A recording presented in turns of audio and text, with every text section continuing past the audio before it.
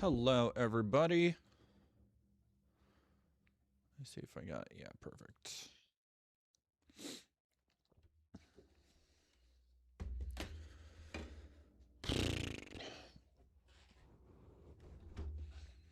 How are we doing? Oh, how has our day been? Happy Pride. Yes, happy Pride Month, everybody. I've been working nonstop all day. I am very tired. But we still have a stream to do. Thank you very. Oh my God. El Salve starting off Pride strong with $100 super chat. Remember, trans, MBs, and other queer groups, you deserve to live. You deserve a place in our planet. You need your unique minds and talent to make progress in our dying planet, so please survive and live on for younger generations. Thank you so much, El Salve. Salty Turtle Cupcake, thank you for 5 months of Prime. Spear Grifter, did I install the ad blocker? I sure did. I sure did. We're going to see if it... I think it's working. It's kind of hard. Well, no, because there's still ads there, but I think it should work. We're going to see. Let me. Yeah, I'm playing a Jubilee ad. There's no, or I'm playing a Jubilee video. There's no ads. But we will see. We will see. Oh.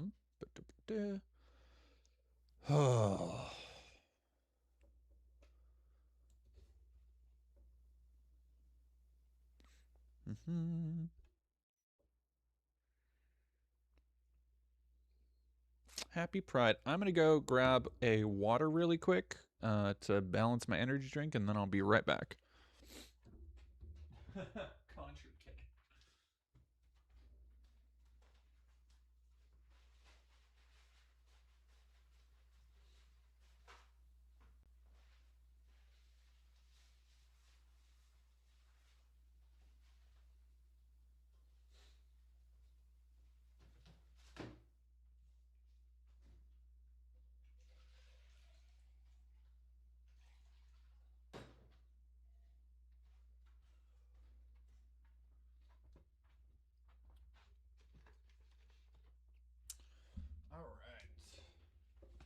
Jess, the whole ass mask. Thank you very much. Just found your channel recently. It's awesome. Thank you. I appreciate that. Oh, if people would like to help out, Koa and I a little bit, we have some. Whatever. I need to go through and edit the throne list because some of that stuff is a little bit outdated. Somebody asking. Calling the clip channel live domain. No, I considered that, but I'm just going to call the clip channel. Originally, I've had this channel open for years. I've just never done anything with it. And originally I was going to call it Dead Domain Plays, and it was going to be all just Let's Plays and stuff I did. And I never got around to editing and stuff. So moving forward, all my stream clips will be going to a new channel called Dead Domain Live. Excuse me, sorry. Dead Domain Live is... just going to be, it's going to be stream clips, let's plays, probably some re-uploads of like the old streams we've done, like charity streams, like the streams we had Viv Wilson and Mia Moron and stuff like that. I want it to do good, but I am really worried. I've always been really worried about splitting my audience. Because I think my margins are already pretty slim, and the algorithm has been fucking kicking my ass. Like, I think we've gotten to a point, or I've gotten to a point where it's been so up and down, and now it's gotten to a point where I'm not even getting traction on stuff that 2 years ago I think would have gotten like a lot more play. And so I'm trying to get it back to a baseline and divide the two types of content I do, which are kind of edited and scripted videos and the unscripted off-the-cuff stream stuff, because there aren't a lot of other creators who kind of do what I do in this like there are a lot of other creators that do, okay, they'll do video essays and then they'll do game content, or they'll do, you know, like Matt McMuscles. I think Queen Coke Francis has a Let's Play channel, and so I need to do that to kind of hopefully kickstart some more interest in my long form and essay content, because man, the essays, the big videos I've put out this year, all of them compared to the past years have been eating shit.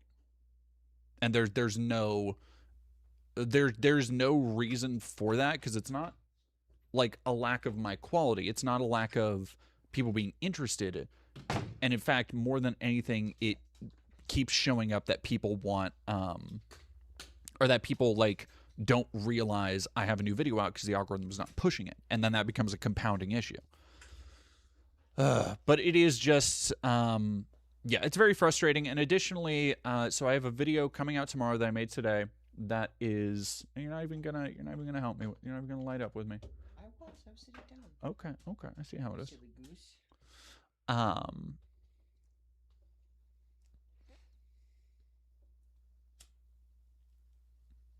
What was I saying?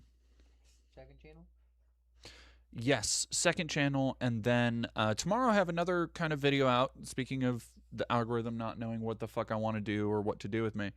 So I saw the back rooms, and I decided to make a video to maybe, you know, take up some of the... One thing I'm going to be trying to do more is also chase trends a little bit more, because do not in that.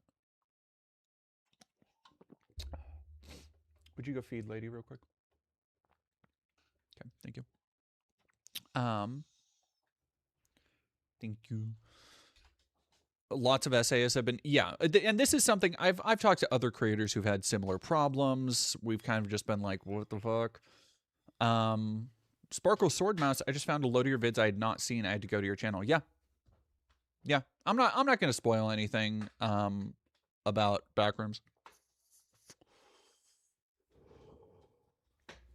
But I have a video out, or coming out tomorrow, that will be, you know, 10 movies that if you enjoyed the Backrooms, or you want an alternative, or you like surreal horror in that way, 10 movies that you should check out and that you'll probably dig. I'm also working on a kind of investigative piece related to the Lego, the bricks and minifigs controversy. Yeah, Minxie Boots, 50-58. The only way I see long-form essay videos being sustainable is if you have a big audience that each one gets views to offset the lack of videos, like H Bomber Guy. So I think the problem I'm reaching now is that I put out so much content, and so much of it is, you know, and I've talked about this, but I have enough people who watch my stuff who now want the hot takes. They want the stream highlight videos. They want, you know, some stuff that, for lack of a better term, I would call like drama slop. And they, you know, they'll find me because I spat off a hot take about Destiny or Shoe on Head or something during a stream, and they like that stuff, but they aren't here for my more intensely edited the projects that actually take a majority of my time and effort, and don't give, like, I'm at this really weird offset, and this is why I'm kind of worried about splitting the channels, is that the projects that take the most time and effort are not the ones that pay off. The ones that pay, the videos that pay, most often are things that are a lot easier to produce, like movie reviews, TV reviews, or stream highlights. And that's been very frustrating to deal with. But I have an investigation I'm in the middle of about a, for lack of a better term, a cult, a pagan polygamist cult. And I'm hoping that will shine some light on that for the people it's currently affecting, but also be a nice a nice excuse to return to stuff that is not dealing with the most depressing shit in the world, which is a weight off my shoulders, but also that people will want to like and engage with a little bit more. Yeah, Wild Antic. I know streamer drama also pulls clicks. I'm done. I I've been burnt out for a little bit, and I think part of it has been getting in a cycle of doing streams covering individuals. And it's not the kind of content I want to make, because it's not, like, and I say this as somebody, I just put out a video shitting on Blair White, but it's not, there's nothing constructive about that. It'll get enough views, it'll earn me enough to put towards rent, but it's not educational, it's not interesting, it's not engaging beyond that. And I think another reason that I'm splitting the channel into something with live clips is that I think it's also gotten to a point where I've put out enough stuff that's similar to other things I've put out that it's not. I used to be able to justify it to myself as, if I put out this stream highlight video, it could lead somebody to my other bigger videos, which is true. It used to do that.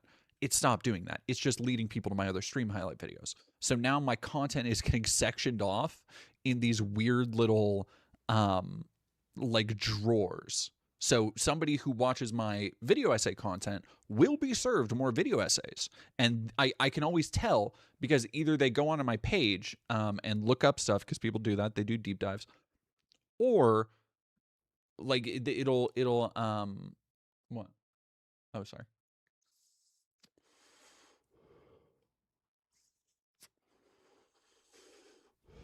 I wish I could just magically help you be in all the cool MTG creator games.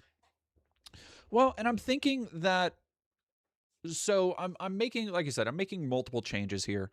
One of them is going to be this channel split, and I think that will also help alleviate some of the conception I even have around my channel of, like, what do I do? And I am not only, and I've never been only, a politics streamer, but that's kind of, especially in the last couple of years, and especially with, the second Trump administration, understandably, that's been like that's been the label that's been put on me, of a bread tuber. And I don't like necessarily mind that, and especially with my, some of my bigger video essays and stuff, that's bread tube shit for sure.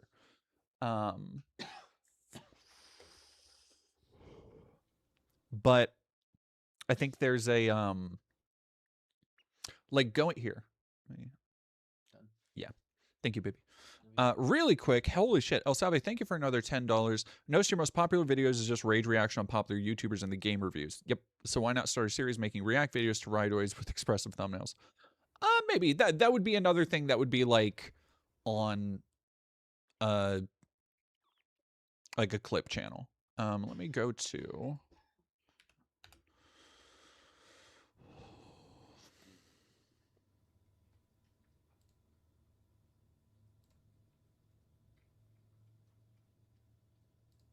right now. Thanks, by the way, everybody. If you could go and like and subscribe to the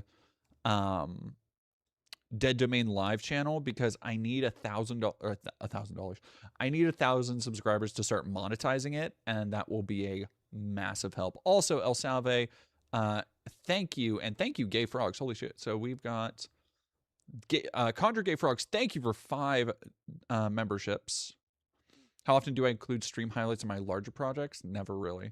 Like, stream highlight videos are usually like, sometimes I'll do research on a topic beforehand and then read from it during a stream, but it's mostly off the cuff. And sometimes we do research on the stream, but it's like, there's not a lot of structure to it, which is why I think there is the divide between, and I myself have a very different attitude going into them. I have a lot more, like, when I am off the cuff, when I've not had a chance to edit myself and edit my thoughts, I'm not as cogent, I'm not as fluid or affluent, and especially I can come across as mean sometimes, and I don't mean to. Well, depends on who I'm talking about. But El Salve, thank you for 5 biddies. Whim 6438, making drama content will kill you slowly from the inside. Yeah, and that's I like it's straight up just not what I want to do. It's just not like the Destiny video I think was kind of my, even though I've done a couple like pieces here and there, you know, poking fun at Alex Jones, or and I feel like if it's not another creator, it's not really drama content. Like me talking about Alex Jones or me talking about Jeremy Boring, those are public figures on a much higher platform than I can aspire to. So it's not the same as me talking about Shu or Destiny, even though again they have a much higher platform. We're still in the same kind of business, you know, area. Um, the Destiny video kind of broke me in a way because I just it's such a slog. Like there's no, and even in the kind of expression in how you write and in this documentary format for these exposés I do on people, it's not even really expose, just like expose. Um, there's not as much room for creativity, flexibility, style of my own. It's just, and I would so much rather work on other stuff. I would so much rather work on videos like the culture essay, but even that is like that's under, you know, like that is a level of video essay that should be after a month at 100K. I'm not saying it's supposed to blow up. I'm not saying that, you know, oh, this should be a 5. No, it's not going to be everybody's cup of tea, but it is when I am judging objectively the amount of editing quality, the amount of time I've been on this platform, the things I'm known for on this platform. Like there is like I should have kind of slightly different motion by now, I think. All right, we're going to put cat chairs right here. So cat is now in the corner.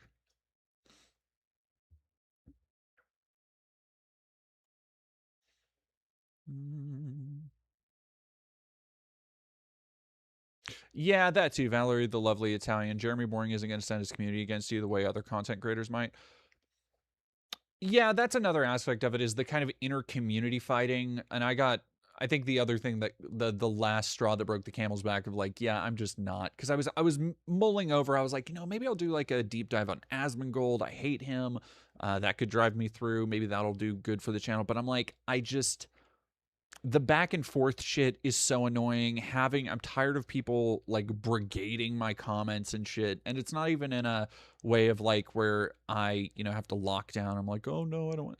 It's just, I'm done with it. I'm bored. It's lame as shit, and I have higher aspirations and more things I want to achieve.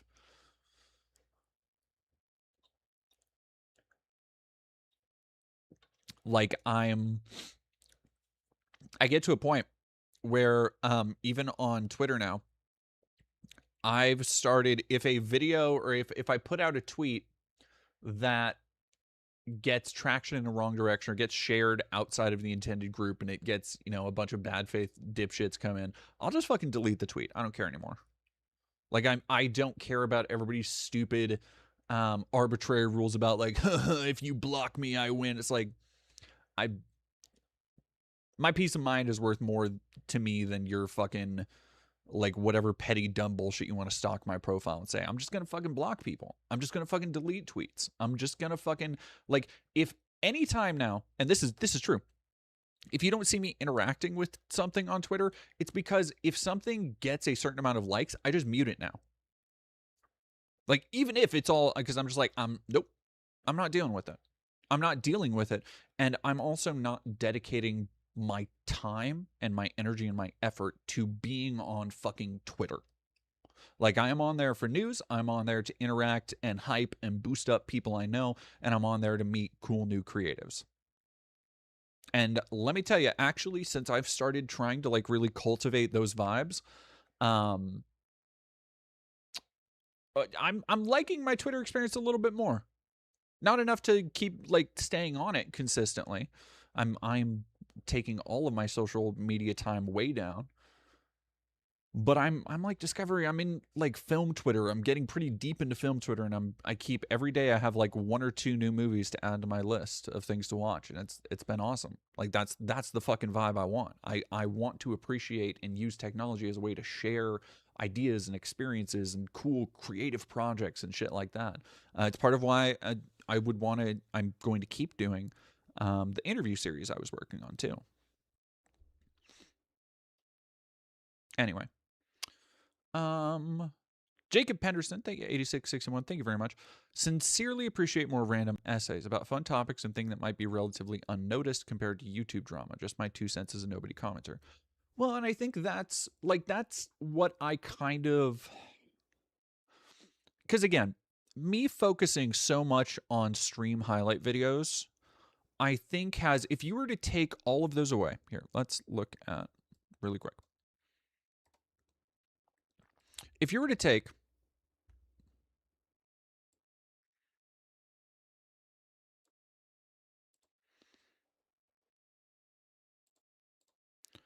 go through and just look at the streams and stuff I've done. So edited video. So edited video, not political. Edited video, modern politics. Edited video, talking about the politics of a game and thematic underpinnings, modern politics. Edited video, talking about a lot of other stuff.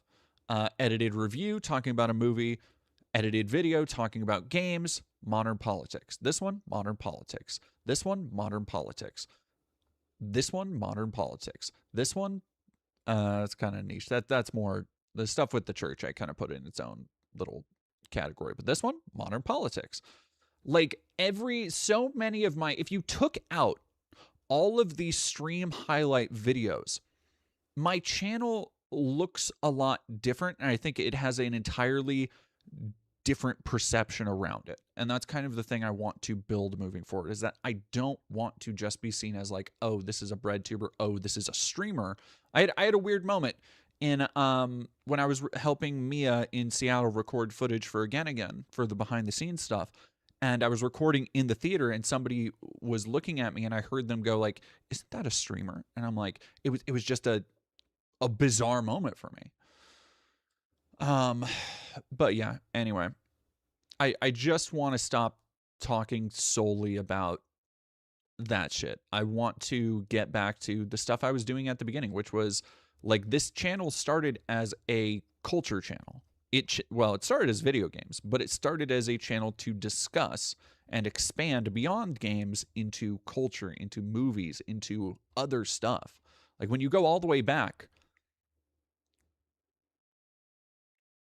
it's video games. It's talking about class struggle in Dishonored. You know, it's a lot of the shooter series.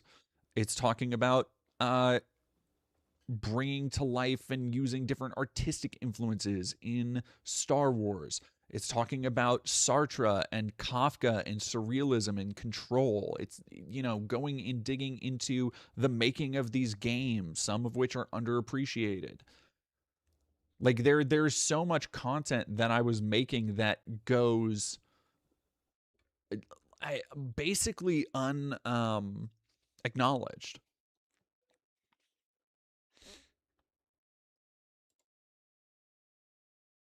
Chuckles out of the material here, and he's easily the standout part of this game, most worth seeing it through for. His delivery alone takes. We watched this a little bit on Street stream. Fighter 2, Resident Evil 2, Gears of War. A unique art style, creating new designs for iconic characters like Optimus Prime and Megatron that fall somewhere between the Gen 1 cartoon and the bulky action figure heroes of Gears of War. Accompanying the style is a Greeble-heavy Cybertron that covers every aspect of every area. There's variety to the places you see and shoot through, but not much. I'll get to that in a minute. Look, I don't know if War for Cybertron has the best art design, but I think it might be the game from this generation with the most art design. Despite the undersaturated color palette that borders on black and white at times, there's so much visual goodness to feast on, ranging from the large-scale areas and battles to strange ambient alien machinery and set pieces. Grenade launcher you can trigger with a button press, a sniping pistol, and an automatic shotgun. The auto shotty is cool and satisfying, but on hard mode. Sorry, I haven't. This is a blast. I know Ivan Against Cuisine. I was just thinking that. I'm like, Like, from audio quality to everything else, this is woof. 1.2K views 3 years ago. It's useless due to its short range. Life is rough when you're a shower, not a grower. Speaking of satisfying, the audio design is great throughout, with What the fuck did I say? I need to do. I know people want another shooter video, and I've been starting the process of working on one. So hey, if y'all want more of the Xbox 360 shooter series, it's on the way at some point.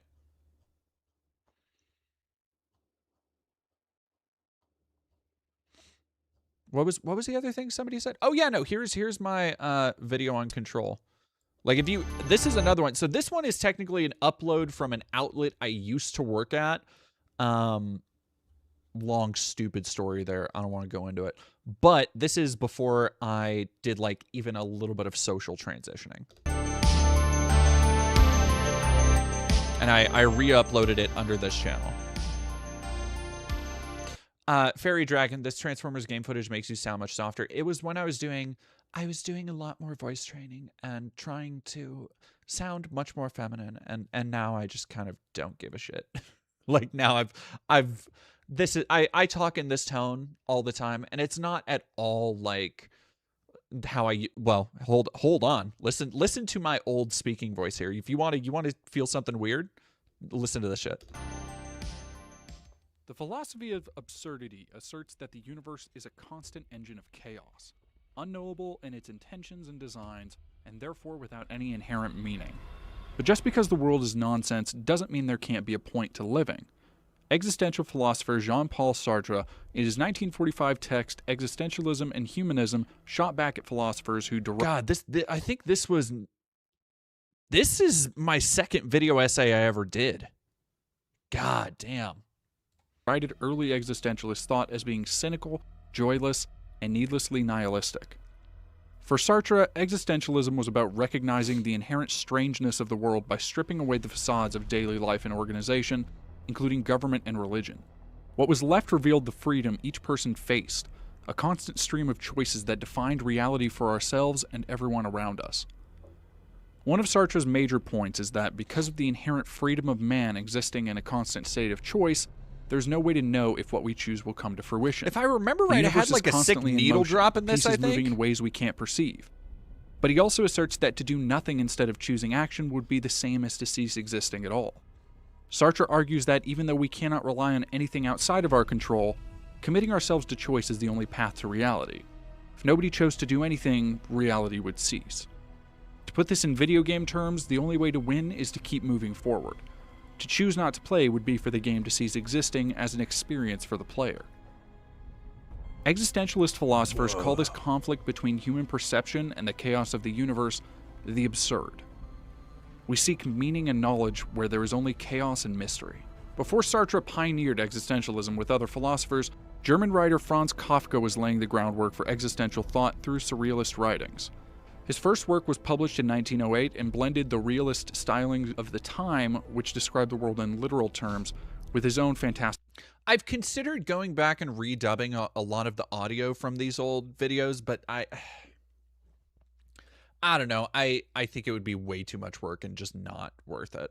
Flourishes. The result were stories that blended...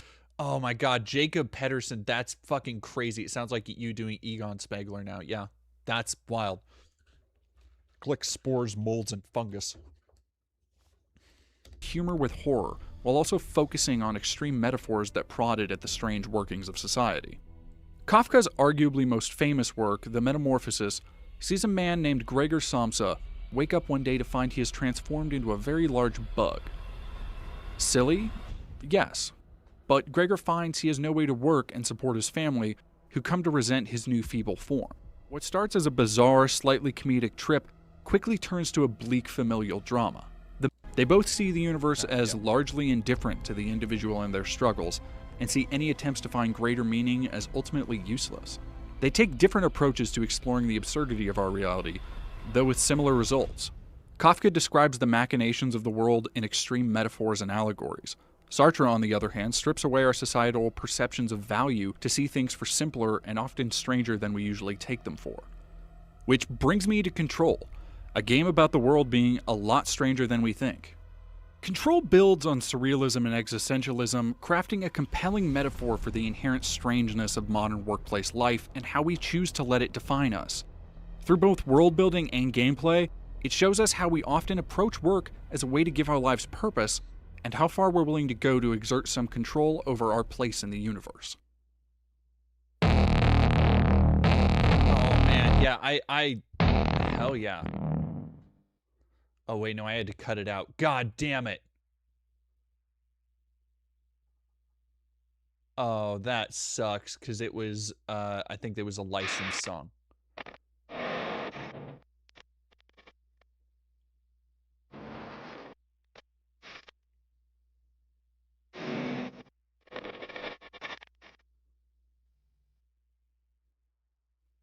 Jesse Faden has a job interview at the Federal Bureau of... Yeah, all right. I don't want to rewatch all my old shit. Yeah, go check out those videos. I love those some of those old essays. If you want a really good one,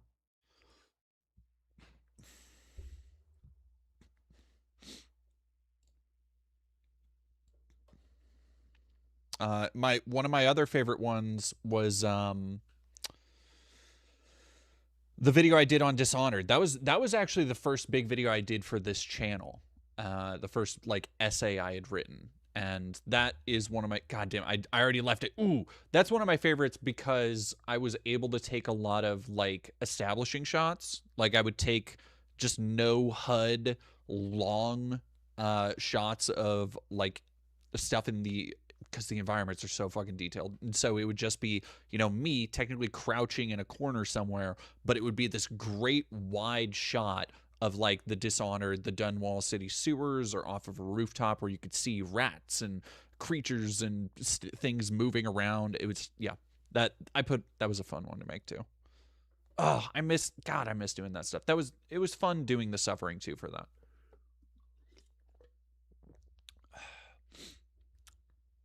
Coda Anthony, hi DD, I love that Alone Together vid so very much. I didn't just see introspection that I agreed with, I saw perspectives to calculate myself more. It was an incredible look at society, and I'm thrilled to see that I'm not alone in concern for how easy it is to be dissociated with life. I'm watching it again for sure. Thank you so much.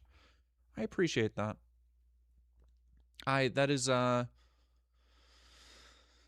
one I am happy is doing it the number. I would, you know, of course I would love it to be doing a lot more numbers, but I'm very happy with it doing as it is.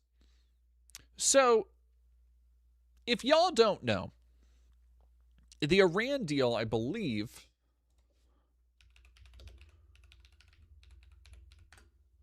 has been called off. Trump tells CNBC, I don't care if Iran negotiations are over. Trump seeks to revive Iran peace talks after negotiations. Yeah, of course. Of course he does. Iran says it's breaking off ceasefire talks over Israeli attacks on Lebanon. Fuck off.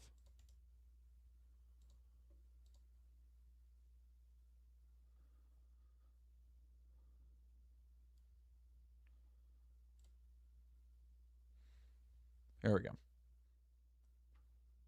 Israel's expanding military offensive in Lebanon, according to government-aligned media, complicating efforts to end... God, it's been 3 fucking months already.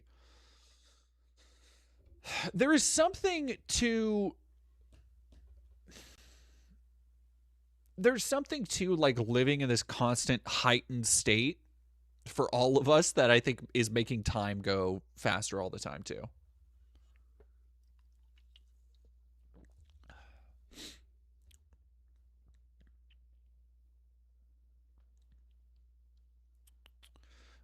Over the past 2 days, we have seriously pursued efforts to stop Israel's attacks. If these crimes continue, we will not only suspend the negotiation process, we will also stand against the Zionist regime. Gilabov, Mohammed Bagher Gilabov, the Iranian parliament speaker. Quote, if an agreement is reached to end the war between Iran and the United States, it will include a halt to attacks on all fronts, especially in Lebanon.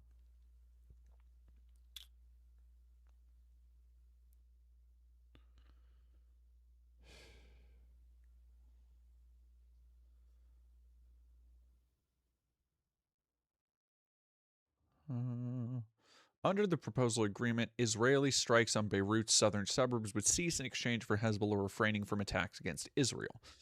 Like, why, dude? It's just so fucking annoying that Israel has all of this power, and for whatever fucking reason, Trump, like, they have to have, like, the real Epstein files or some shit. They have to have something to hold over Trump's head. Because I know he doesn't give a shit about Israel. He doesn't give a fuck about the history of, like, of course, he doesn't give a shit about anything but himself. The only thing that makes sense of that. Catra5, thank you for 14 months. Hello. Hey, Catra. El Salve, thank you for $10. How the F can Trump believe he can win against a drone specialist advanced country like Iran if America can't even win against goat-herding peasants with hand-me-down weapons in Afghanistan? Oh, I don't think he does. I think he just doesn't know how to back down from anything. Happy Pride. Yeah, happy Pride to you too, Catra. K-Thing, thank you very much for €2. Time is a flat circle and we fell off the edge. I want to go back. God, I want to go back. I want to go back.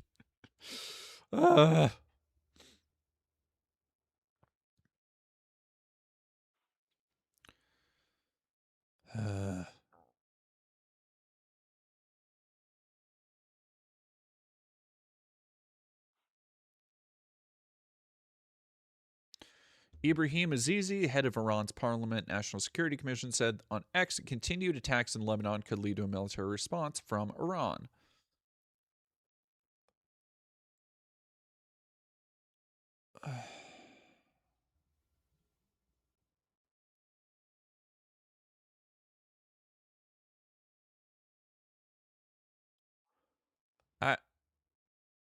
Jeez, what a fucking mess.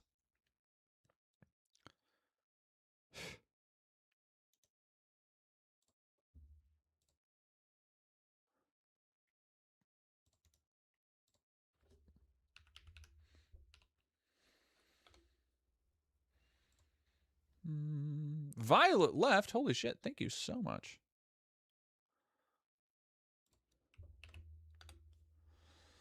Oh, sorry. Let me get. Thank you for gifting 1, 2, 3, 4, 5 tier 1 subbies. Blow High Blast. Thank you for tier 1 6 months in a row.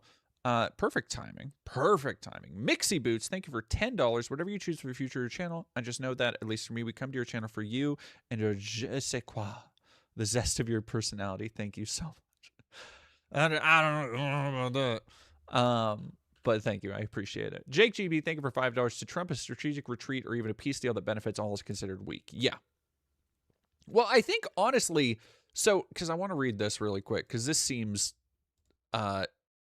like a under-reported or under-observed angle to me, and that is Trump's just inability to deal with anything serious. No. Dog, seriously?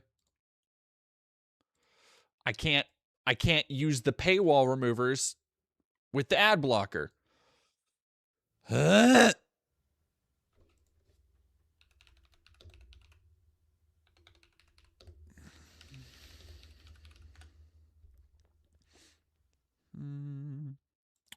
here we go. Trump says he doesn't care if very boring talks with Iran are over. Ooh. It looks like you're using an ad blocker.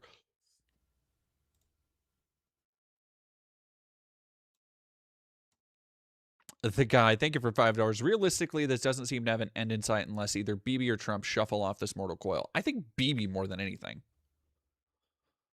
Here we go. President Trump claimed Monday, I don't really care if talks between the U.S. and Iran break down after Iran threatened to cut off indirect communication in response to Israeli airstrikes on Beirut. Like, we are talking about gas where I'm at is like $5 to $6 a fucking gallon.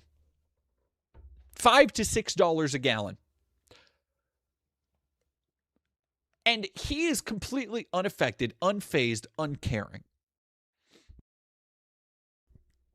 Which, by the way, the fact that he very obviously doesn't care is a dire sign of how they feel the midterms or any next election is going to go. Because the fact that they aren't even feigning, they aren't even caring about that shit anymore, visibly. Very scary.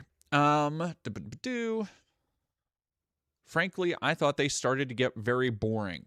The negotiations to prevent World War III. The negotiations to stop the oil crisis that you've created for half the fucking planet. Very boring. God, I hate this motherfucker so much. Rise Again 845, thank you for $2. You channeled Link there for a second. Yeah! Hip, hip, yeah! I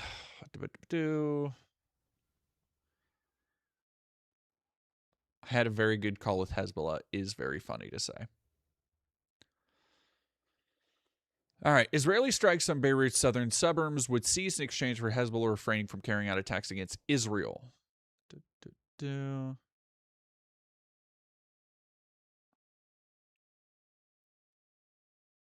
Location, southern.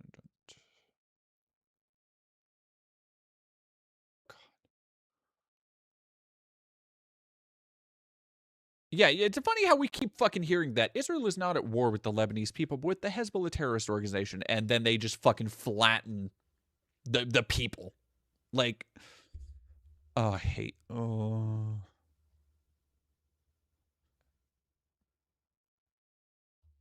I truly believe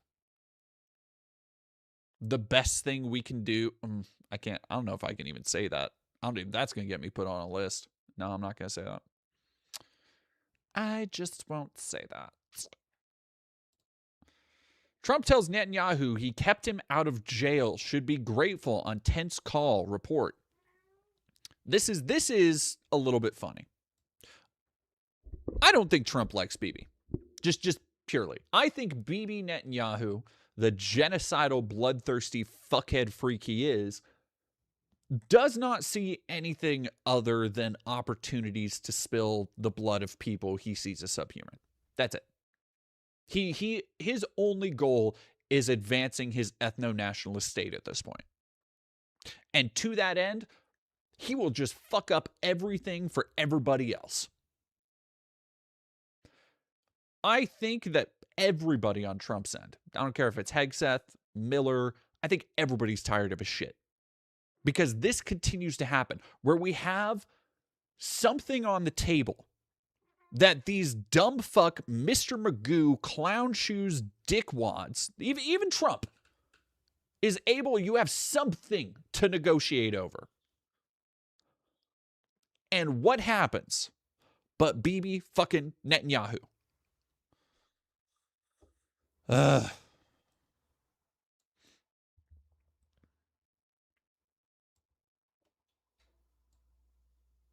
Trump hates Bibi because he has lost in political games to him, and he hates losing, especially someone he thinks should be grateful. He also thinks he ought to own Jewish voters. Yeah, that wouldn't surprise me.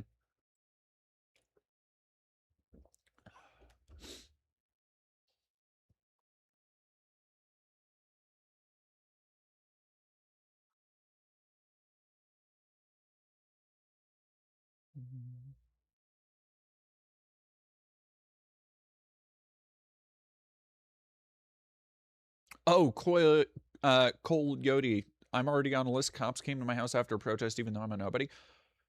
God damn.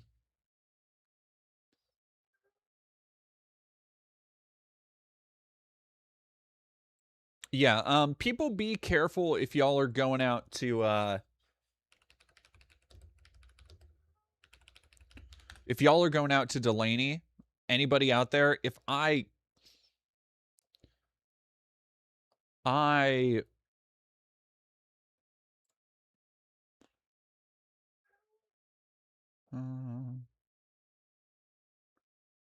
ate a meal over the weekend at New York's Delaney Hall.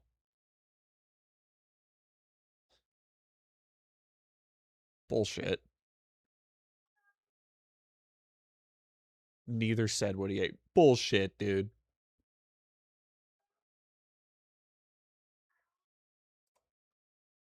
Bull fucking shit. Inside the protests at Delaney Hall, the new front in Trump's immigration war. This is going to be. Did I see the? Yeah, I saw the dweebs harassing Hassan. I saw that shit, which is funny. Because like, it's not often that I've been in the same exact position as like a weird chud, but like bothering Hassan on stream for a couple seconds. I was like, hey, I did that. Yeah, the Delaney Hall shit, seeing Jake Lang, seeing who's that other little Nazi fuck? Jake Lang is the one who needs to be like, how is that dude not in a goddamn wheelchair? Like I'm not advocating anything bad to happen to him. I'm just asking questions. No, not Fuentes, not Shirley. Nick Sortor. It was Sorter. He was out there, and another Cam Higbee. That's another one. Cam Higbee. Yeah, all of those little Nazi assholes are just out there harassing protesters. Cam Higbee was spraying people with like bear mace and then running back to the police line like a little bitch. I just like don't let him run out there. The reason that protesters, look, I understand that everybody, you ideally want to keep it peaceful, but community and self-defense isn't just defense. It has to be proactive. If somebody is allowed to harass and hurt and assault and injure people, and you let them walk out of your space with no repercussions, there is nothing that is going to stop them from doing that. That is what we are seeing here.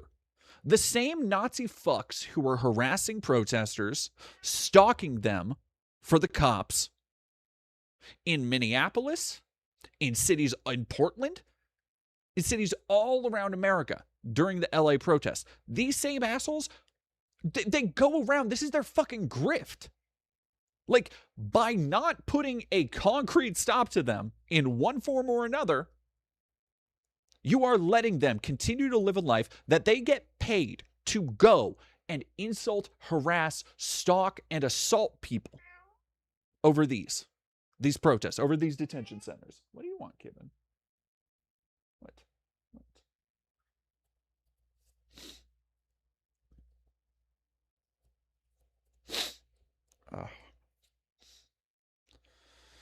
Yes, I believe it was the same Cam Higbee who is harassing people in Seattle.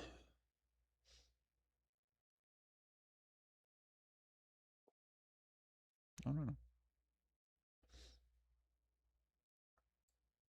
Each day a new one pops out of the woodwork. Well, like, it's not surprising because these people are able to show that not only is this fucking lucrative to go out and be, a fucking base Chad poster and go, like Nazis will just throw money at you to go yell at a blue-haired person's face, right?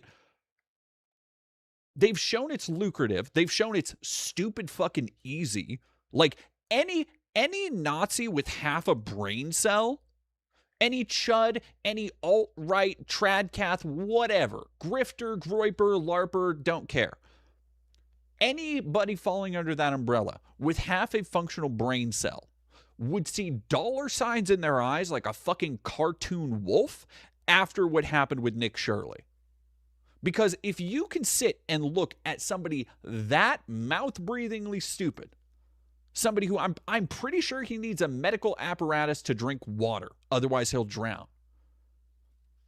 Nick Shirley is like a clarion call for all prospective and wannabe grifters to show you don't need to be well-spoken, you don't need to be well-educated, you don't even need to tell the truth to get on Fox News to influence national conservative politics anymore.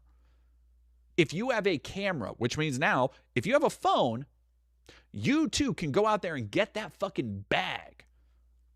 You just got to be willing to harass protesters. And guess what? I'm going to say it. There's not enough reasons for them to not harass people until people start giving them a reason. People want to talk about, oh yeah, punch your local Nazi. Oh yeah, we take care of Nazis around here. Oh yeah, go follow your leader. Jake Lang is an actual Nazi. Jake Lang is somebody who praises Hitler. Jake Lang is somebody who just a couple weeks ago was talking about how everybody in Texas should burn down every Islamic mosque.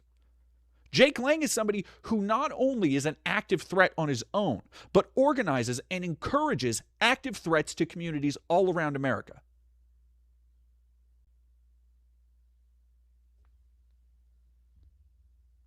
If he has no disincentive to continue doing what he's doing, the stochastic terror they know they're enabling, then what is to de-incentivize other people from following them? Everybody wants to talk about, oh, go punch your local Nazi. Nobody's actually fucking doing it. or at least I should say nobody's doing it at these protests.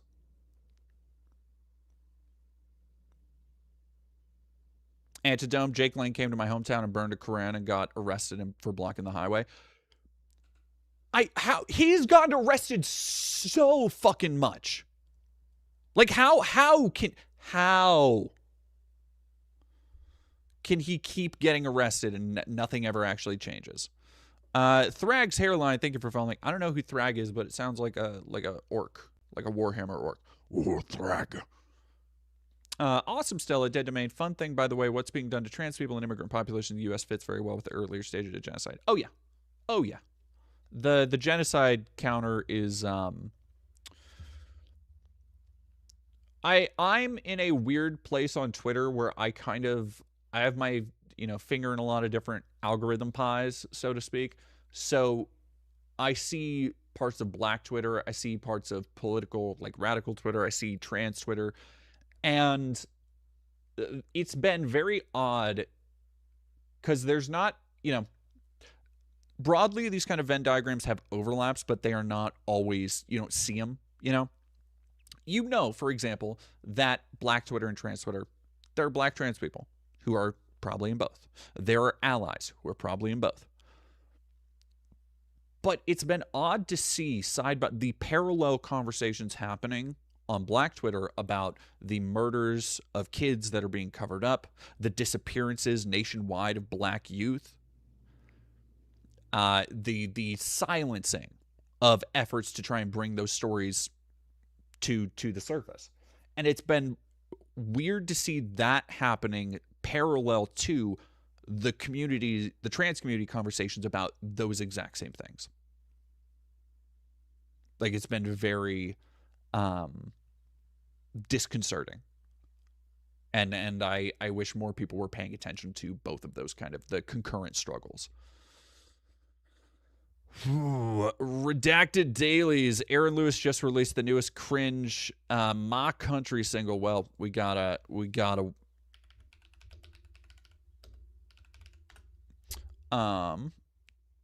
Alphabet Soup, thank you for 4 months in a row. El Salve, thank you for $10. If Cam Higby, Nick Sorter, or Drew Pavlov dare to come to in person to my area, I swear to God they'll regret it instantly. If you knew what I look like in real life, you would believe me. I believe you.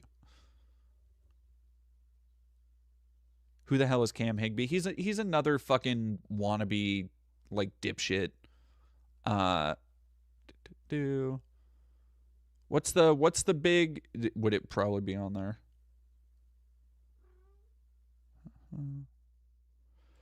Give my country back. Oh yeah. Oh, that's good stuff. All right, chat.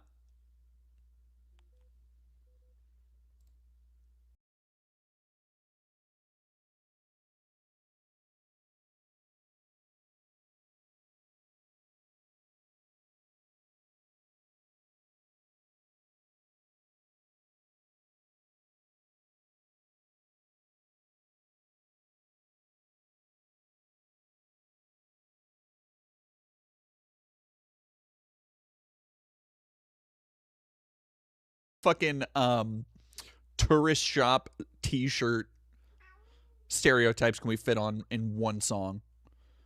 I don't, is it no, it's not AI. Is it? No.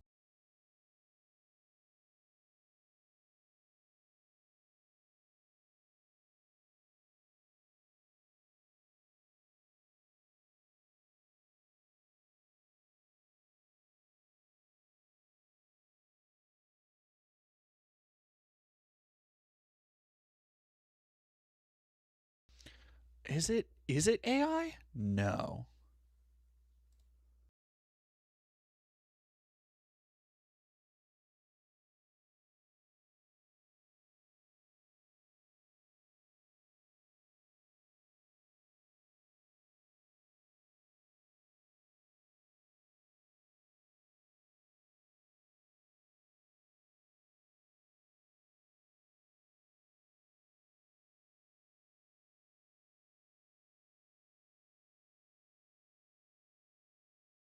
Actual fucking refrain. Like, okay, so the reason that it's hard to tell if something is AI because modern country in particular, and it has a lot of overlap here with like worship music, which is kind of disquieting to consider on its own. But modern country in particular has a lot of similar musical trademarks. All right, give me 1 second. I will be right back.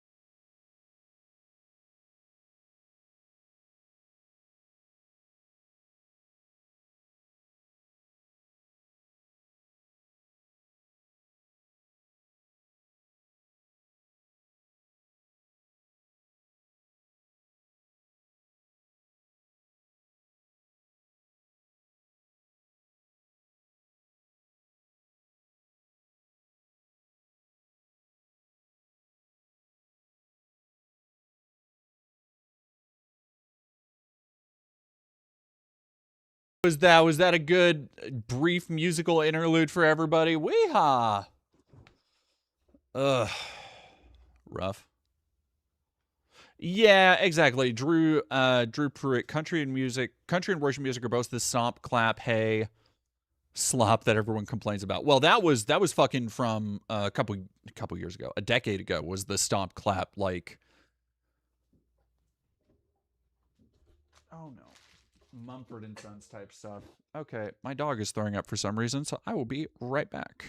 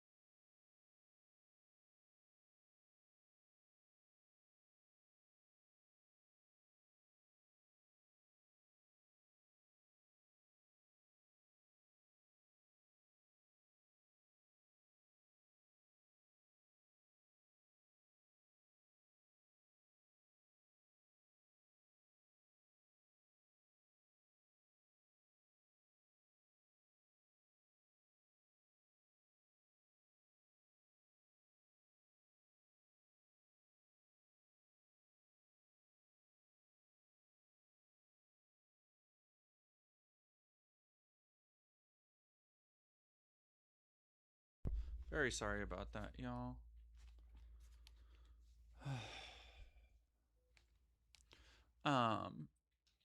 Jesus. I did not know Goblin Culinarian anything about this Aaron Lewis guy.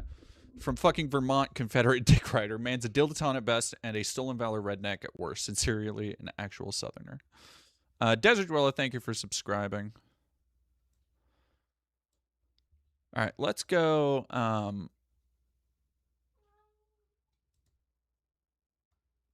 Hey, baby. Could you feed Miss? So I want to go on this.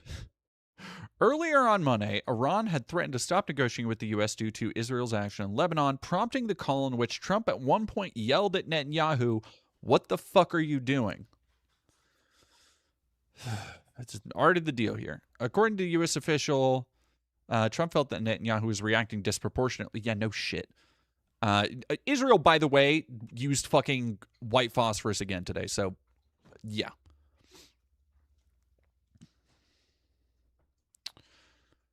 Everybody hates you. Another source summarized part of Trump's comments as, quote, "Everybody hates you now. Everyone hates Israel because of this." Trump also accused Netanyahu of being ungrateful, with the source saying Trump claimed the prime minister would have been in prison if not for him. Bibi said, okay, just make sure everything is taken care of. Axios quoted the official as saying. Another official said this is one of Trump's worst calls with Netanyahu since the start of his second term. One of the worst. That's fucking crazy, dude. All right, we're gonna go with this. Is Lady some lab pitbull mix? Yeah, she's a pity lab.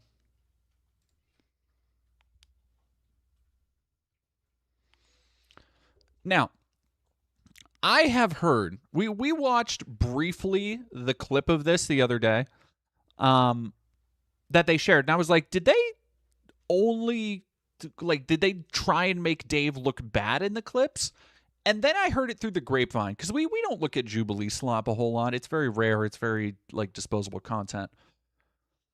But the idea of one of these conservatives trying to do, very obviously, a Charlie Kirk impression, and failing so miraculously, which, if there was somebody who was going to do it, it would be Dave Rubin. Ooh, buddy. Ooh, I can't not watch it. So we're gonna click on that for a little bit. Better under Joe Biden. Whoa. Hold on. At the end of his administration, absolutely. Yeah. So he has to. He legitimately has to ask, because otherwise he wouldn't know. I will say I'm very happy. I just got my next cosplay in. If anybody can guess from that, if anybody can guess from this sneak preview right here, you get a cookie from me. But my next cosplay, and hopefully Mystique. No, but that is a good guess. That is a good guess. I'll give you that. No, it's a video game character I've talked about before, though. All right, give me 1 second, chat.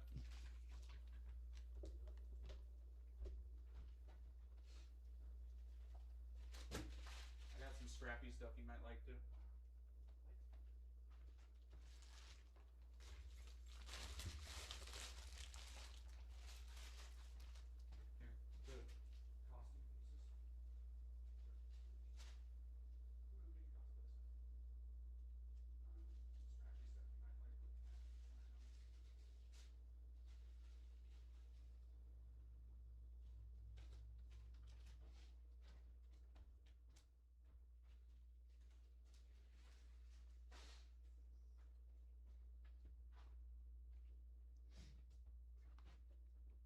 All right. The guy from Medieval, Lord Nito. Sans Undertale. Dante Namikaze fucking got it in one. Damn. El Salve, thank you for $5. I don't like Hassan, especially his defensive Grand Plantner and his smug attitude, but Ridoid celebrating his band is off the charts hypocrisy. Well, it's not just Ridoids. It's parasocial people like Tiny. All right, let's get this bread. Redacted dailies. My friend is trying to convince me to go to a Pride event as Elvira. Do it. Go for it. And Dante Namikaze, specifically Testament from Guilty Gear Strive. You got it. You got it. Yeah, my next cosplay. And by the way, I think they're probably gone now, actually. But if you like my content, no. Oh, Christ. There's Koa's new. If you're on Instagram, there's Koa. Koa has been on Insta posting stuff lately. If you like my other content, my OnlyFans content, for example, I have a new alt girl photo set that is currently scheduled for the next month, over a month.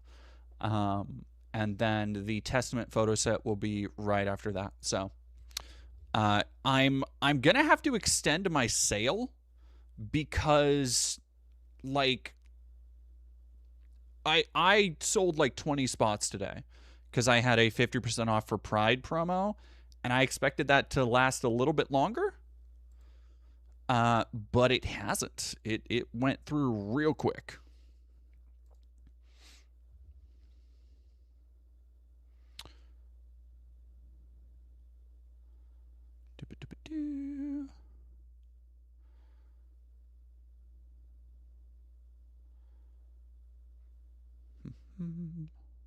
Did I get the official hat and boots? I think I have the official hat. I did not get the boots. I did not get the boots, but I did get the hat. I believe. Or maybe I need to... I'm pretty sure I got the hat and wig. I'll have to look through and see what's in the box. Doesn't have the facts the other guy does. CR Rent, thank you for 4 months. I have to admit I hate debates. Something about the smug energy of two people telling each other what the other thing is just IDK. Usually, here's the thing. Usually I'm with you. But Dave is not a experienced debater, I don't think. Like, I just don't think it is. I think this is going to reveal him for far more of a dunce than he ever wanted to originally let on. And then started doing aggressive actions. I must say, I'm impressed with your talking points. You got impressive talking points, and you Thank you. memorized What the them fuck well. is They're an not impressive? correct, but I am impressed. I'm impressed by your First, yeah, no, everybody else, she had the exact reaction, just like, what is this fucking, there's a scene in Pink Panther, in the Steve Martin Pink Panther. Are you familiar? Where, God, what's his name? The old guy, John Cleese, uses a word that's too big for Inspector Clouseau. He says something to the effect of, yes, I'm sure, you know, in terms of conversation, I'm sure you're quite the raconteur. And he has no idea what it means, so he just goes, yes. Awkwardly. That's what Dave just did. He didn't know what the fuck somebody else was talking about, so his response was to just be like, yes, yes, of course, I see I have been hoisted upon my own petard, sir. Yes, I tip my hat to you. It's not going to stop the beating. I know it's not.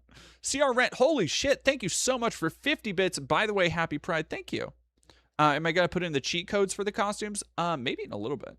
Tea with Goblins, thank you for $10. Wokeism is when I am momentary inconvenienced or made uncomfortable by other people's outrageous requests to be treated with human decency. Yeah. Yeah. Yeah. which is worth noting. Why, dude? What is this fucking obsession with being like, well, by the way, this completely other religion that's an entirely separate conversation what we're talking about. There's no Muslim gay marriages. It's like, well, first off, I don't believe that because there are gay Muslims. Like it's a more there are reformist Muslim sects that are very progressive. There are trans Muslim women who wear hijabis. Like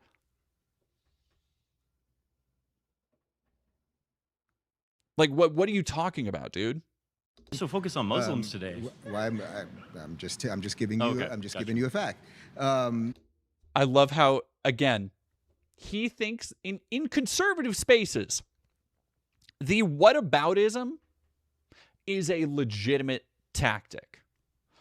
For people who actually do the reading, who understand systemic struggles, who understand how these struggles are all interlinked, how one thing affects another, who understand the inherent hypocrisy in somebody like Dave, proud member of the Eating People's Faces Party, Leopards Eating People's Faces Party.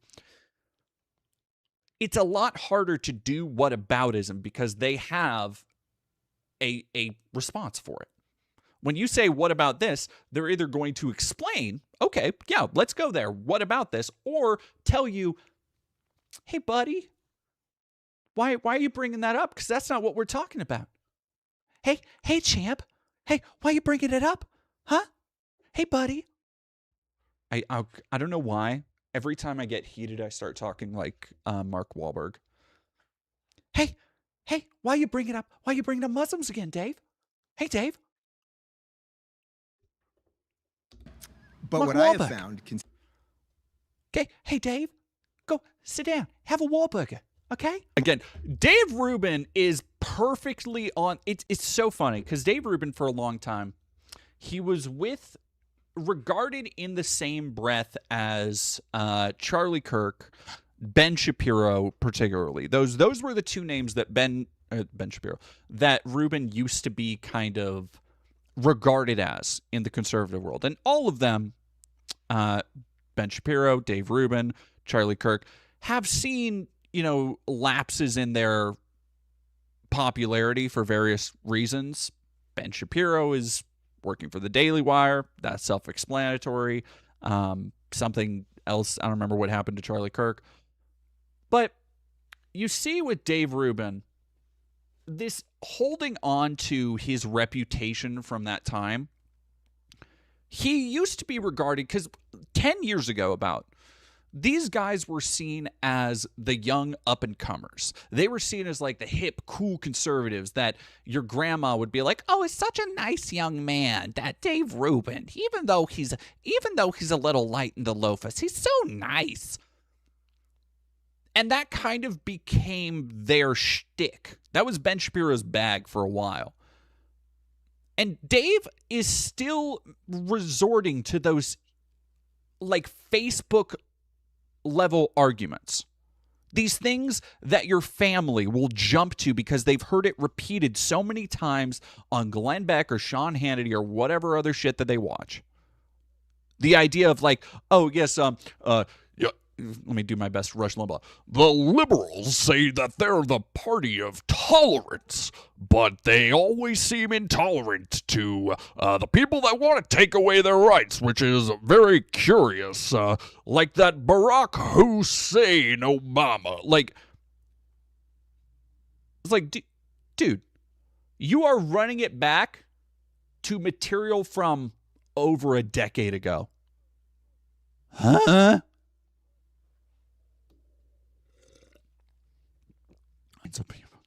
Gays will be above the street.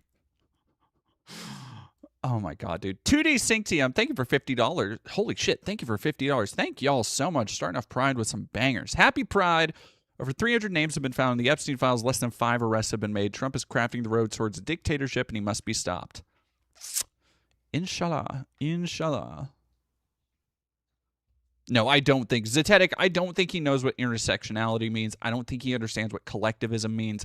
Outside of their weird little half-researched Ayn Randian notions that they pass around in conservative circles of like, oh, collectivism being the greatest evil, and this is what leads to communism and all that bullshit. Like, no understanding of like the underpinning or the circumstances around how these things emerge, how they're systemically linked to one another and struggles. Like, there's no actual analysis here. It's just these broad umbrella terms that they can ascribe to any political movement that happens to be annoying them at any given time.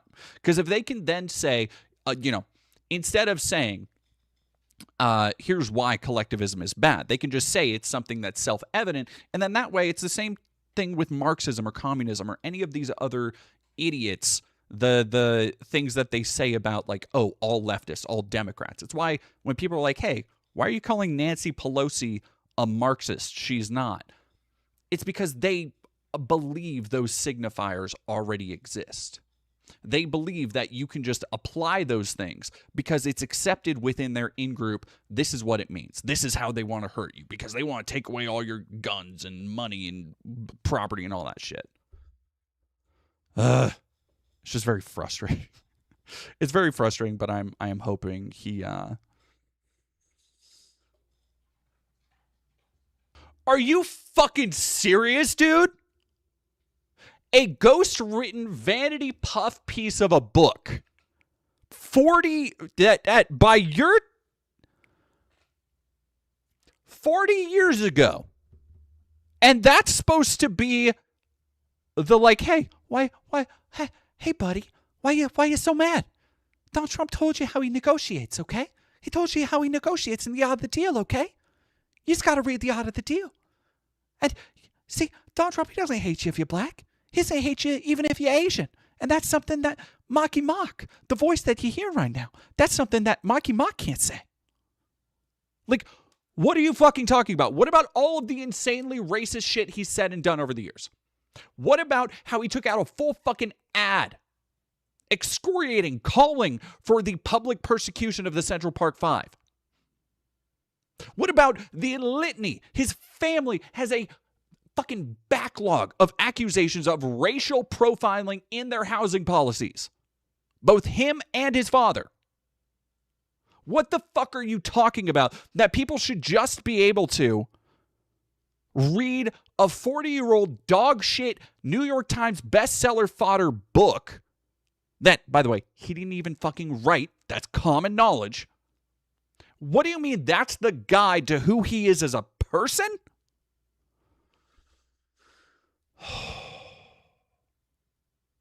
Woosah.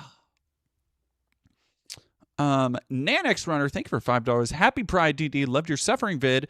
Brought a lot to light. Sorry, it brought to light a lot of things I'd known sooner. Thank you. I'm glad you enjoyed it. That's called fucking bars. Doesn't psychiatric care increase the rate of suicide? No. No. Because when you have, so look up Montana suicide statistics and then look up the correlation between that and how I talk about this in I think it was the time I talked about Christy Nome and the CPAC videos. I went down a whole fucking rabbit hole for that where I didn't know at the time how linked it was to having no mental health resources, which it's one of those things that you don't think about, but once you learn about it, it makes sense. Like, yeah. States that cut massive amounts of funding to publicly available mental health resources, anything to help people find stability, jobs, housing, they have a higher rate of people, and especially when you get into those societies like Montana or the Dakotas, where everything is so sparse and spread out and people are already isolated from one another in these small communities, like, people lose hope really easy. And there is nothing the government does or provides or helps to provide to assuage those feelings. El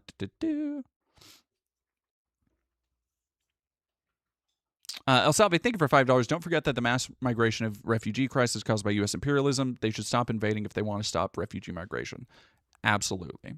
I would say I'm very glad that as a trans person you feel safe here. You should feel safe, and I treat anyone that treats me with respect. You're going to get respect out of me, so I appreciate that. I'm glad to hear it. I assume you've been to West Hollywood, right? I have. I used to live in West Hollywood, pretty close to the Ab. No shit. God, I know he was a fucking slut too back in the day. Ooh, I bet you anything. Ooh, I bet you anything. Yeah, Dave, like 21-year-old Dave Rubin and WeHo, come on. Come on. And he does give trade. That's what I'm saying. That's what I'm saying. That, like, I have never seen somebody I was like, yeah, no, that's 20 years ago. That was trade. Marco, Why don't you believe Marco, hold on. Why don't you believe the entire U.S. intelligence community? Why do you think they're all lying? So, are you saying that Donald Trump just ignored the entire U.S. Yes. intelligence? Yes! No, Literally, that's what he did. What do he you didn't. mean, dude? That's it. Yeah. Hey, baby. Hey, cutie patootie. All right, Koa, I have a question for you. What are Forge's powers? Is it A, inventing new technology and mystic powers, B, transform body into living steel, C, inventing weapons and telekinetic flight, or D, healing regenerative powers? I'm going to go with B, transforming body into living steel. Wrong, it's A. I freaking hated you. I can't have shit potato. Wait. Khazar was originally named Wade T. Wilson, Mortimer Toynbee. Shut up, it's Kevin Plunder. You're right. Colossus's brother Mikhail first appeared in Uncanny X-Men number. Yeah, I would have never gotten that. That's a deep cut. Which evil villain is also known as Cain Marco? Is it A, Pyro, B, Avalanche, C, Juggernaut, or D, Sabretooth? There's no fifth option of what I used to call my stepmother.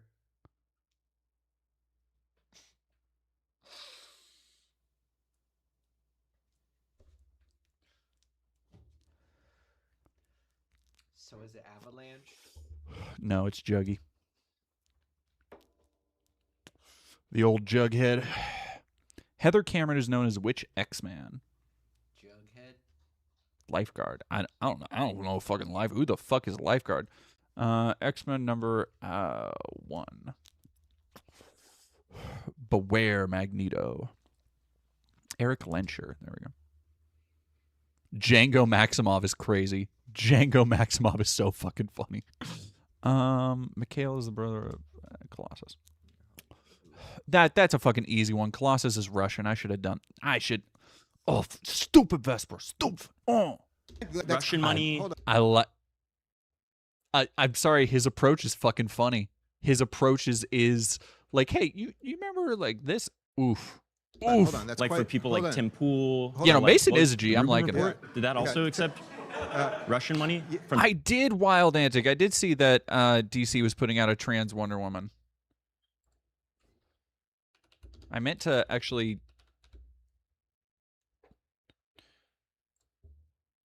New trans Wonder Woman who replaces Diana in her homeland, showcasing her growth.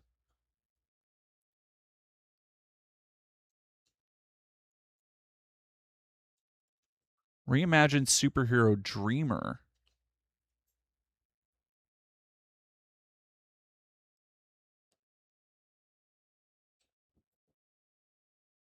Huh. That's cool. That's better than fucking Marvel's Pride issue where they didn't have Webweaver again, so fuck that shit. El Salve, thank you for $5. Just to ask any writer about what is socialism, the response is our government does stuff. It exposes their understanding on anything about politics. Absolutely. How does trans Wonder Woman work? I mean, like, Wonder Woman is a title.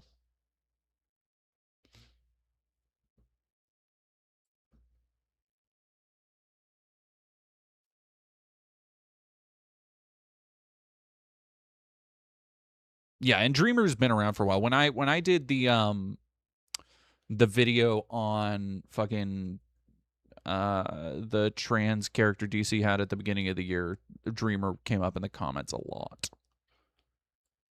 Tenant? All right, I'm more than happy. Is that over? Oh, I guess you can't do that. That's overstepping a line or something, huh? Damn. El Salve, thank you for $5. Lauren Chen, Dave Rubin, Ben Johnson, Tim Pool, all of the audacity to lecture anybody about American patriotism while bribed with Russian money. Well, and unwittingly, even worse. Alrighty, chat. I have to get going. Stream has gone on slightly longer than I wanted. I promise, Koa, we have a movie date to go see I Love Boosters. So we are going to get going on that. Thank you to everybody who's watched. Make sure, if you haven't already, go like, follow, subscribe to the new clip channel. I will have clips up for that soon. Let's go say hi to Polly Circus, our friends over there, and I hope you all have a wonderful rest of your night. Stay tuned to the channel for more stuff tomorrow. Top 10 videos or top 10 movies, disturbing horror movies you will like if you like the Backrooms. That'll be debuting on the channel, so be sure to